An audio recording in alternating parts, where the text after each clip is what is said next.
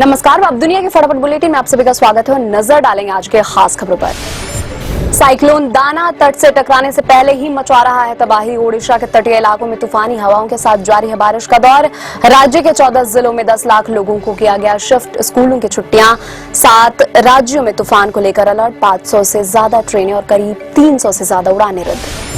भारत के विदेश मंत्री एस जयशंकर ने यूएनएसी में भारत के स्थायी सदस्यता के लिए ठोंका दाव। कहा, न्याय संगत वैश्विक व्यवस्था बनाने के लिए स्थापित संस्थाओं में सुधार की जरूरत है और वह सुधार तत्काल किया जाना चाहिए। भारतीय विमानन कंपनियों के 85 के करीब उड़ानों को बृहस्पतिवार को बम से उड़ाने की धमकी मिली। एयर इंडिया, विस्तारा, आकाशा और इंडिगो के विमानों को बम से उड़ाने की धमकी मिली है। पिछले 11 दिनों में लगभग 250 उड़ानों को बम से उड़ाने की धमकी मिल चुकी है। रेल मंत्री अश्विनी वैष्णव ने कहा, रेलवे इस साल छठ और दीपावली पर 7000 विशेष ट्रेनें चलाएगा। इससे रोजाना 2 लाख अतिरिक्त यात्रियों को सुविधा मिलेगी। भारत चीन समझौते पर रक्षा मंत्री राजनाथ सिंह ने कहा, आपसी सुरक्षा के सिद्धांत के आधार पर जमीनी स्थिति को बहाल करने के लिए व्यापक सहमति बनी। गश्त करने, पारंपरिक क्षेत्र में चारागाह गतिविधियों को अनुमति पर सहमति बनी है। यह लगातार बातचीत की बदौलत हुई है। महाराष्ट्र में महायुति गठबंधन में एकजुटता के लिए गृह मंत्री अमित शाह ने संभाली कमान। दिल्ली में शाह के घर मुख्यमंत्री एकनाथ शिंदे, डिप्टी सीएम देवेंद्र फडणवीस सहित अन्य नेता शामिल। बागियों को मनाने और नकेल कसना बड़ी चुनौती।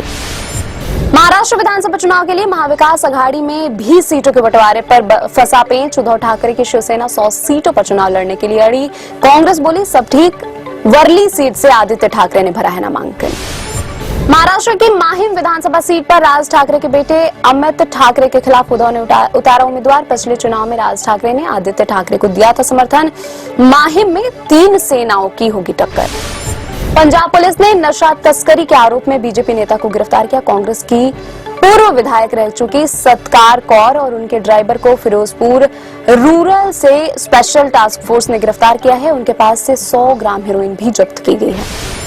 अखिलेश यादव ने अलीगढ़ की खैर सीट पर कांग्रेस की नेता चारू कैन को बनाया सपा उम्मीदवार। चारू कैन इस महीने कांग्रेस में शामिल हुई हैं। कांग्रेस अपने चिन्ह पर नहीं उतारेगी उम्मीदवार। सुप्रीम कोर्ट ने घड़ी चुनाव चिन्ह को लेकर शरद पवार की याचिका पर अजीत पवार गुट से मांगा जवाब। फिलहाल घड़ी अजीत पवार के पास रहेगी। चुनावी चिन्ह का डिस्क्लेमर के साथ करना होगा उपयोग। फलस्तीनी अधिकारियों ने कहा, गजा में आश्रय स्थल के रूप में उपयोग में लाए जा रहे एक विद्यालय पर इसराइल के हमले में 16 लोगों की मौत हो गई। जम्मू कश्मीर के नवनिर्वाचित मुख्यमंत्री उमर अब्दुल्ला ने दिल्ली में प्रधानमंत्री नरेंद्र मोदी से की मुलाकात। इससे पहले उमर ने गृह मंत्री अमित शाह से मिलकर जम्मू कश्मीर का राज्य का दर्जा बहाल करने की मांग की थी। वायनाड लोकसभा उपचुनाव के लिए भाजपा उम्मीदवार नव्या हरिदास ने भरा नामांकन। सीपीआई नेता मुकेरी ने अपना नामांकन दाखिल करने के लिए कलेक्ट्रेट तक रोड शो किया। कांग्रेस ने यहां प्रियंका गांधी को उम्मीदवार बनाया है। दिल्ली पुलिस ने डिजिटल शिकायत दर्ज करने की आड़ में एक व्यक्ति से 19.94 लाख रुपए की ठग लेने के आरोप में राजस्थान से 4 लोगों को गिरफ्तार किया। इन आरोपियों की पहचान मुकेश कुमार, वैष्णव, दिनेश कुमार, दीपक चौहान और धर्मेंद्र कुमार के रूप में हुई है। मध्य प्रदेश में उपचुनाव के लिए भाजपा और कांग्रेस उम्मीदवारों ने किया नामांकन। विजयपुर में भाजपा उम्मीदवार रामनिवास रावत के नामांकन में पहुंचे मुख्यमंत्री डॉक्टर मोहन यादव और भाजपा प्रदेश अध्यक्ष वी.डी. शर्मा। बुधनी में कांग्रेस उम्मीदवार राजकुमार पटेल के नामांकन में शामिल हुए पीसीसी चीफ जीतू पटवारी। भारतीय मूल के एक प्रमुख कैनेडियाई सांसद चंद्र आर्य ने कहा, खालिस्तानी हिंसक चरमपंथ एक कैनेडियाई समस्या है और देश की कानून प्रवर्तन एजेंसियों को इस मुद्दे को पूरी गंभीरता से लेना चाहिए।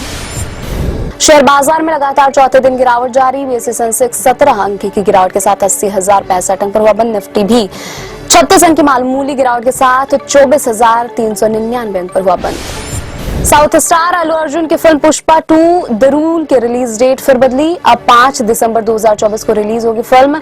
साल 2024 की मोस्ट अवेटेड फिल्मों में से एक है पुष्पा 2। पहले 6 दिसंबर को रिलीज होने वाली थी यह फिल्म।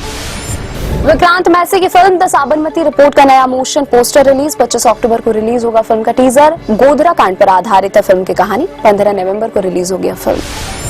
ये थे आज की फटाफट बुलेटिन और ऐसे ही ताजा अपडेट्स के लिए बने रहे हमारे साथ, यानी कि विजिट करें वेब दुनिया पर।